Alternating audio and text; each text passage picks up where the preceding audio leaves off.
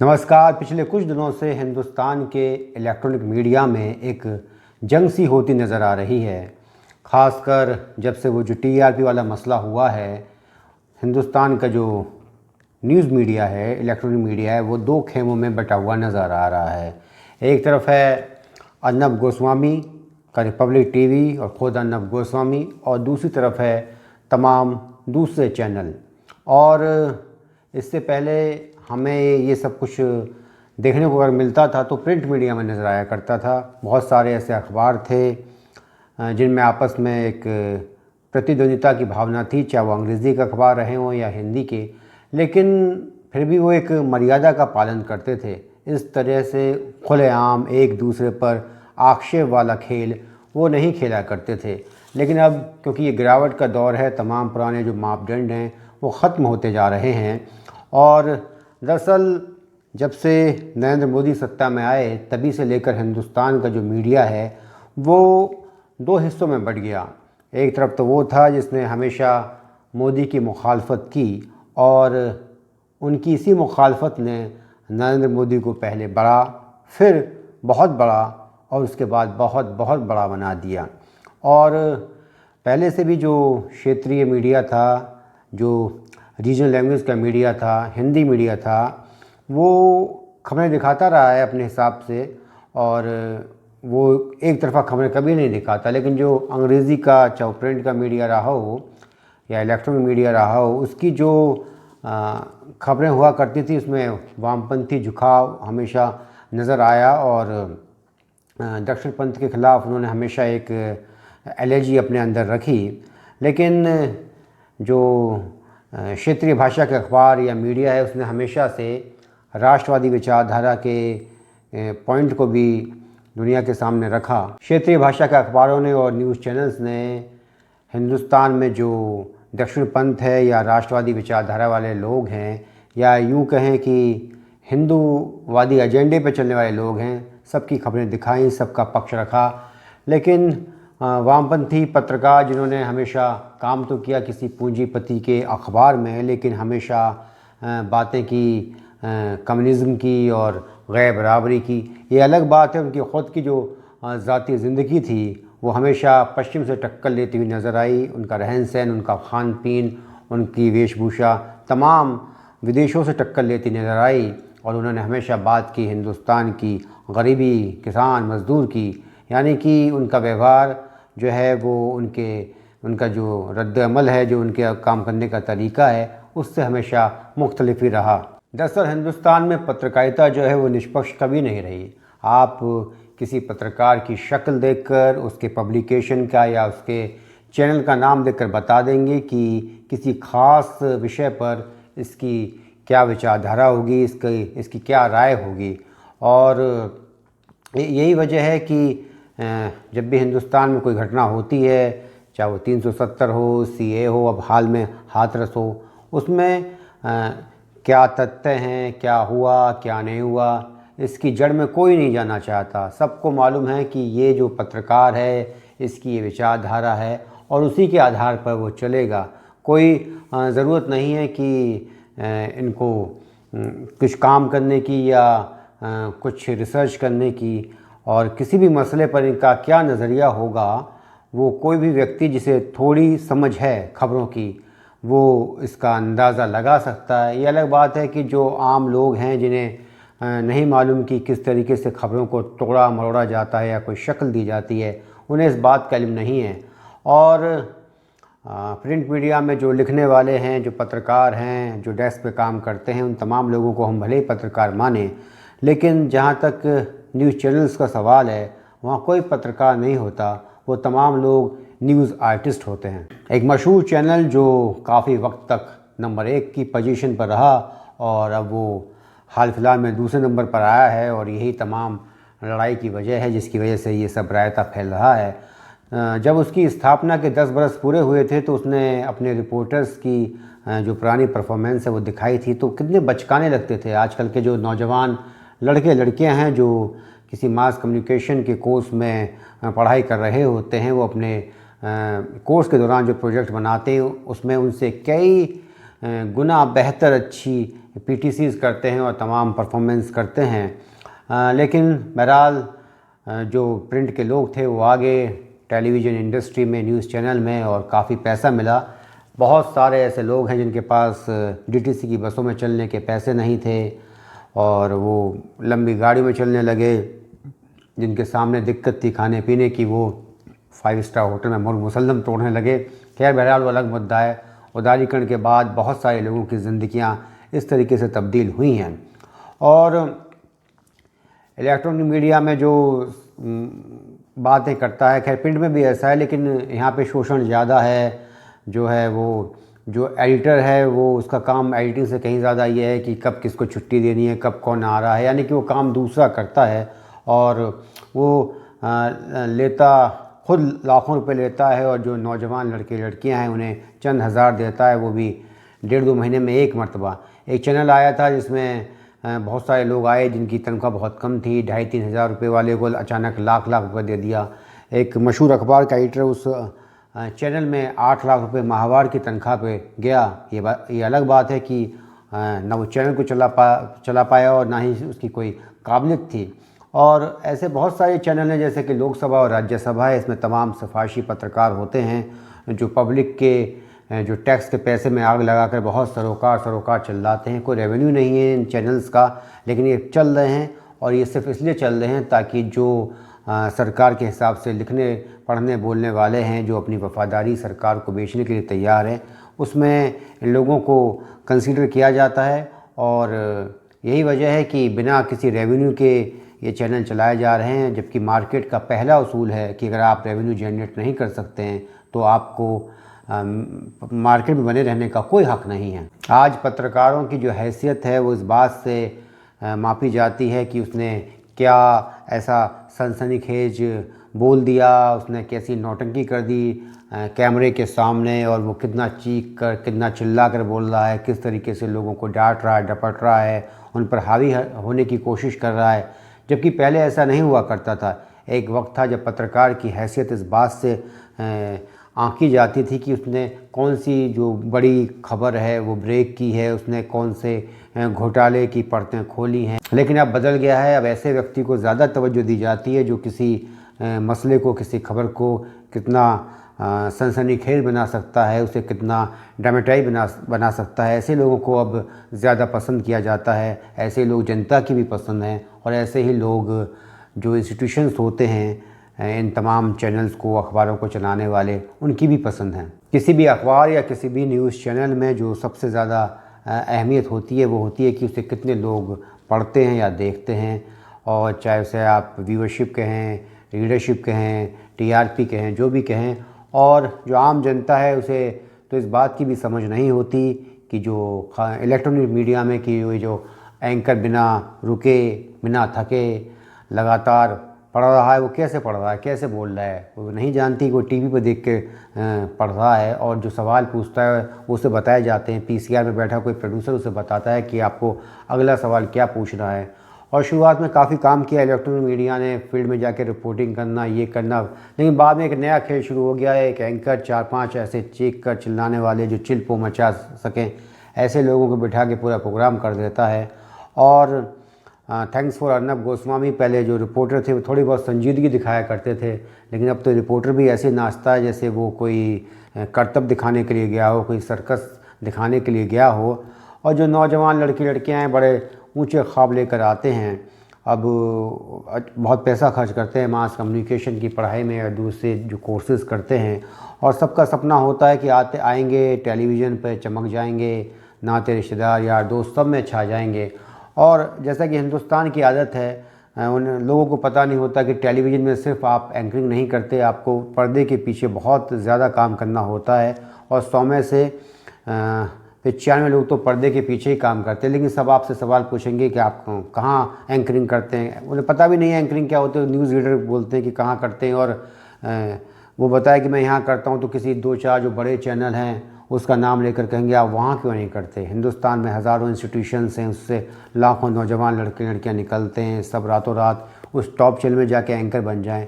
ऐसी तवक्को होती है जो पास पड़ोस के लोग हैं, यार दोस्त हैं, घर रिश्तेदार हैं, तमाम लोगों के।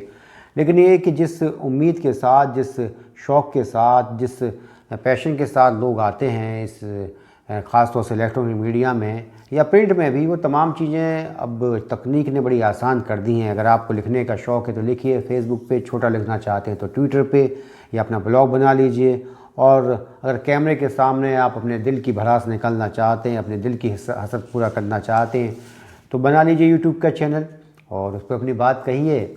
और ये अगर आप देखेंगे कि जो पहले जो टीवी न्यूज़ चैनल के स्टूडियो में जो प्रोग्राम बनाए जाते थे, आज उससे कई गुना ज़्यादा बेहतर जो क्वालिटी है, जो कंटेंट की जो वैरायटी है, वो आजकल यूट्यूब पे आपको मिल जाएगी।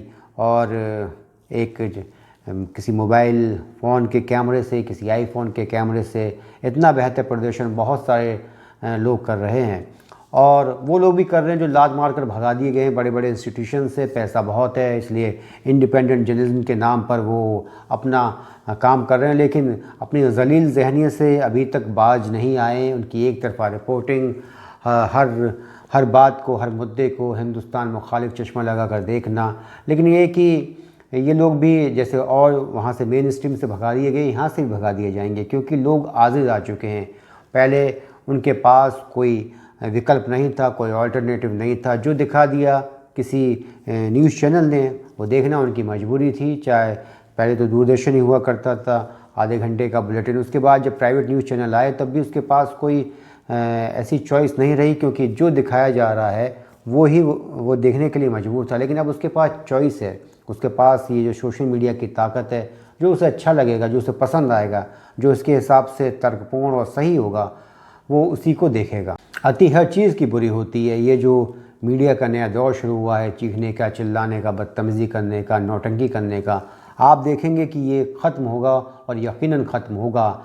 जैसे क्राइम शोज़ होते हैं, उसमें कोई गुंडानुमा एंकर आता है, चीख कर चिल्ला कर बोलता है, समझ में नहीं आता कि वो किसे बेवकूफ़ समझता है, या तो उसका प्रोड्यूसर बेवकूफ़ है या वो जनता को बेवकूफ़ समझता है। लेकिन ये कि अब देखने में आ रहा है कि जो समझदार लोग हैं उन्होंने उनसे पूछें कि आप टीवी पर न्यूज़ देखते हैं, तो उन्होंने देखना बंद कर दिया है। कोई बड़ा मुद्दा हो गया तो अचानक एक फ़र्स्ट इन्फॉर्मेशन लेने के लिए वो ज़रूर देखते हैं। और ऐसा हर जगह है। जो वर्ल्ड लेवल के जो न्यूज़ चैनल माने जाते रहे, BBC, CNN, आज उन्हें भी कोई देखना पसंद नहीं करता, क्योंकि उनकी खबरें क्या होती हैं, आप उसे पहले अगर खोल के देखते थे तो यहाँ बम धमाका हो गया, वहाँ बम धमाका हो गया, वहाँ पे ब्लास्ट हो गया, ईरान, इराक़, अफ़गानिस्तान, उत्तर कोरिया। उसके अलावा जो है वो उनके सामने कोई और दूसरा कोई विषय ही नहीं होता था। अभी जनता में बड़ा क्रेज़ है। एक जो फ़लसफ़ा है फेमस फॉर 50 मिनट्स के चक्कर में जनता भी आती है, और लोग आते हैं कहीं कोई कनॉट प्लेस में सारे चैनल वाले आके खड़े हो जाते हैं, या किसी गांव में चले जाते हैं तो तमाम लोग आते हैं, और उन्हें ऐसा लगता है कि अगर वो यहाँ न्यूज़ चैनल के जो रिपोर्टर हैं उनसे उन्होंने बात नहीं की तो शायद उनका ऐसा कौन सा कर्तव्य है जिससे वो छूट जाएंगे। और कुछ को लाइव में दिखाया जाता है, लेकिन बहुत सारों को एडिटिंग में काट दिया जाता है। लेकिन ये कि अभी लोगों को इसके मैकेनिज़्म के बारे में किस तरीके से काम होता है मालूम नहीं है। और अब ये जो लड़ाई हो रही है TRP को लेकर, ये बहुत लंबी अगर चली तो बहुत नुकसान होगा। हिंदी के अखबार और न्यूज़ चैनल को कोई ख़ास संकट नहीं है, लेकिन जो बड़े बड़े मीडिया हाउसेज़ हैं उन्हें बड़ी दिक्कत का सामना करना पड़ सकता है, क्योंकि वो कब तक खर्चा उठाएंगे, कब तक उनका खर्चा उठेगा काले को जो सफ़ेद करने का खेल है उसकी बदौलत। और बहुत सारी बातें आती हैं। एक बड़े वकील ने एक बड़ी पत्रकार के साथ एक चैनल खोला और कुछ दिनों में वो चैनल बंद हो गया, गाली गलौज के साथ, यहाँ तक कि मारपीट तक की नौबत आ गई थी। वकील को भी नहीं मालूम था। वकील को मालूम होता कि नहीं, किसी बड़े पत्रकार को बहुत बड़ी तनख्वाह देने से बेहतर है कि 50-100 नौजवान लड़के लड़कियों का एक पूरा पूल बनाया जाए, उन्हें ज़िम्मेदारी सौंपी जाए। लेकिन यह है कि समझ नहीं होती है। और ज़्यादातर न्यूज़ चैनल वही लोग ज़्यादा बेहतर तरीके से और सफलतापूर्वक चला रहे हैं जो खुद पत्रकार हैं, वो कम पैसों में अच्छा काम कर रहे हैं। लेकिन अगर कोई बिजनेसमैन इस फील्ड में आता है तो क्योंकि मुनाफा उसकी पहली प्राथमिकता होती है तो मुनाफे पर वो ध्यान देता है, लेकिन उसको बेवकूफ़ बनाया जाता है। और उसकी इस मूर्खता के चक्कर में या उसकी नासमझी के चक्कर में, व्यापार को लेकर नहीं, जो न्यूज़ है उसको लेकर ऐसे बहुत सारे ऐसे लोग फ़ायदा उठाते हैं जो यकीन जानिए इस काबिल नहीं होते कि वो किसी न्यूज़ चैनल के या किसी अखबार के संपादक बने। टीआरपी के खेल में अगर आप किसी एक को शिकार बनाने की कोशिश करेंगे, किसी एक पर हमला करने की कोशिश करेंगे, तो बहुत सारे लोग इसके लपेटे में आएंगे। और ऐसे बहुत सारे अखबार हैं, पत्रिकाएं हैं जिन्होंने 500 छाप कर 50 बांट कर दुनिया को ये बताया, जिनसे एडवर्टाइजमेंट लेना था कि हमारा जो है वो जो हमारी जो प्रसार संख्या जो सर्कुलेशन है वो 50,000 का है। बहुत जगह से सरकारी महकमों से और दूसरी जगहों से एडवर्टाइजमेंट लिए जाते रहे हैं। बहुत जगह ऐसी ये इस तरह की जो है वो काला बाजार का खेल खेला जाता है। पता कीजिए फिल्मों के बारे में कि इसने 100 करोड़ 200 करोड़ 300 करोड़ बड़ी दोयम दर्जे की फ़िल्म होती है, पैसा इतना कमाती है। शायद इसकी वजह यह है कि सारा खेल वही है, ब्लैक और वाइट का। और किस टीआरपी की आप बात करते हैं, दशकों तक हिंदुस्तान के मानस पर, हिंदुस्तान की पॉलिटिकल लीडरशिप ने जो एक माहौल पैदा करके रखा, एक प्रभाव का, एक दहशत का। चंद अखबारों ने, अंग्रेज़ी के अखबार हुआ करते थे, Indian express, Hindustan times, times of India, बहुत कम लोग पढ़ने वाले थे, बहुत कम लोग। और बहुत जगह तो ये कि अखबार खुलता भी नहीं था, रद्दी में बिक जाया करता था। लेकिन अब ये है कि अब वक्त बदल चुका है। ऐसे लोगों ने मीडिया की कमान थाम ली जिनका सामान्य ज्ञान शून्य है। ऐसे बहुत सारे न्यूज़ एंकर हैं, चंद को छोड़कर जो जिनकी समझ शून्य है, वो अपनी तरफ से कोई सवाल तक नहीं पूछ सकते, उन्हें पता ही नहीं होता क्या करना है। लेकिन ठीक है, वो जो काम कर रहे हैं उसे जनता का समर्थन मिल रहा है, लोग पसंद कर रहे हैं। और लोग उन्हें समझते तो पत्रकार हैं, काबिल पत्रकार, लेकिन असल में वो होते जो हैं वो एक तरीके के न्यूज़ आर्टिस्ट हैं, जो जैसे टेलीविज़न सीरियल में काम करते हैं ऐसे वो टेलीविज़न न्यूज़ में काम करते हैं। बहरहाल ये जो है वो मीडिया के लिए मंथन का भी समय है। सारा खेल परसेप्शन का है और क्रेडिबिलिटी का है। अगर आपने अपने आप को नहीं सुधारा और इसी तरीके से लोगों के जज्बात से खेलते रहे और ख़बरों को मैनिपुलेट करते रहे, अपने हिसाब से तोड़ते मरोड़ते रहे, तो आज नहीं तो कल, कल नहीं तो परसों विश्वसनीयता जो आपकी है वो यकीनन सवालों के घेरे में आएगी। आज बाजी पलट रही है। हमेशा वामपंथी, सरोकार, ब्राह्मणवाद, मनुवाद, पूंजीवाद के बारे में भौंकने वालों की हालत आज ऐसे हो गई है जैसे कि चिड़िया की बीट खाने वाले की होती है। और जो देश के मिजाज को समझ रहा है, देश को समझ रहा है, जो सांप्रदायिकता और ये और दूसरे जो बंधन हैं उनको तोड़कर, उनको अनदेखा कर कर आजकल खबरों को बना रहा है, उसकी हालत ऐसी हो रही है जैसे हाथी का गोबर खाने वाले की। खा दोनों गोबर रहे हैं, लेकिन वो चिड़िया की बीट खा रहा है और दूसरे के पल्ले हाथी का गोबर लग रहा है। यानी कि अगर देखा जाए तो कामयाबी के हिसाब से भले ही गोबर खा रहा है, जो हाथी का गोबर खा रहा है उसकी कामयाबी चिड़िया की बीट खाने वाले से कई गुना ज़्यादा है। सबसे बड़ी बात है कि धूर्ता, पाखंड और अय्यारी के इस दौर में वो तमाम लोग जो सालों साल तक इन्हीं निर्लज तरीक़ों से एक छत्र राज कर रहे थे, आज वो पिट रहे हैं नए लोगों से, बिलबिला रहे हैं इस तरह की पिटाई से। और सालों तक अपनी इन्हीं हरकतों से मठाधीश बने बैठे थे। अब दूसरे लोग आए, तरीके उनके भी वो हैं, लेकिन बहुत ज़्यादा शिद्दत के साथ हैं और बहुत बड़े स्तर पर हैं। अगर पहले वाले पत्रकारों ने सही से काम किया होता, निष्पक्षता से काम किया होता, किसी एजेंडे पर रहकर काम नहीं किया होता, तो आज जो लोग हैं ऐसे लोग ना आते। आज सुरेश चौहान जैसे लोगों के लिए न्यूयॉर्क में प्रदर्शन ना हो रहे होते और Arnab Goswami one man army बनकर तमाम लोगों को शिकस्त ना दे रहा होता।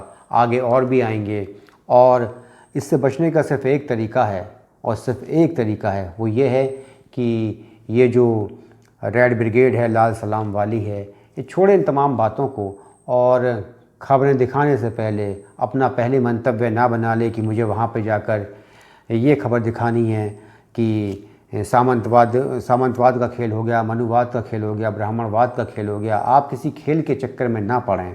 आप वहाँ स्टूडियो में कोट पैंट टाई लगाकर, आलीशान घर में रहकर, एक लंबी गाड़ी में आकर स्टूडियो में बैठकर देश की गरीबी पर, किसानों की और मज़दूरों की जो हालत है उस पर लेक्चर ना दें। आपका काम है कि जो सच है, जो सच्चाई है, उसे दुनिया के सामने रखें और बिना ये सोचकर, बिना ये विचार कर कि कौन किस सियासी विचारधारा का या नहीं है, ये ज़रूरी नहीं है कि जो स्वर्ण है वही अत्याचारी हो, ये ज़रूरी नहीं है कि जो दलित है वही पीड़ित हो। और इसके लिए आपको जो आपका जो परसेप्शन है, जो प्री कंसीव नोशन है, उससे आपको अलग हटना होगा। और अगर आप अलग नहीं हटेंगे तो यकीन जानिए आपको इस मार्केट से, इस बाज़ार से लात मारकर निकाल दिया जाएगा। और अगर पेशे में ईमानदारी नहीं बरतेंगे, मोहरा बनाकर या मोहरा बनकर काम करेंगे, तो एक दिन वो इस प्रोफेशन से गायब हो जाएंगे। वक्त बड़ा बेरहम है, उसने अच्छे अच्छे को नहीं बख्शा। इसलिए बेहतर होगा कि किसी भी तरीके की मोर्चेबंदी के बजाय सिर्फ़ और सिर्फ अपने काम को ईमानदारी से करने पर ध्यान दें। नमस्कार, जय हिंद।